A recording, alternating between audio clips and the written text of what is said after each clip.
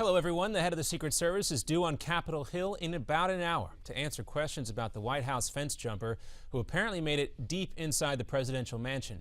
Secret Service Director Julia Pearson will appear before the House Oversight Committee later today. This comes a day after several reports say the jumper, Omar Gonzalez, was able to overpower one guard and sprint all the way into the East Room before finally being stopped. And the body of a missing Arkansas realtor she's missing since last week has now been found. Police say 49-year-old Beverly Carter was found early this morning in a shallow grave in Cabot, Arkansas, about half an hour outside of Little Rock. The lone suspect in the case, 33-year-old Aaron Lewis, is expected to be charged with capital murder.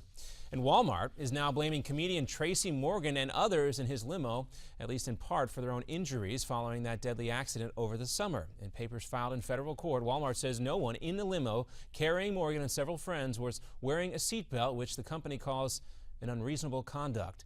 Morgan was badly hurt, and a friend was also killed when their limo was struck by a Walmart truck. You just saw that there on the New Jersey Turnpike. A lawyer for Morgan calls Walmart's company's claims surprising and appalling.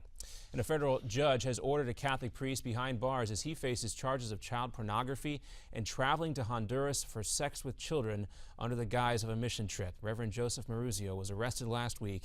The judge in the case says the character witnesses describing the Pennsylvania priest as faithful and committed to helping contrasts sharply with the prosecution's evidence. In the words of the judge, "I can't let Jekyll go and detain Mr. Hyde."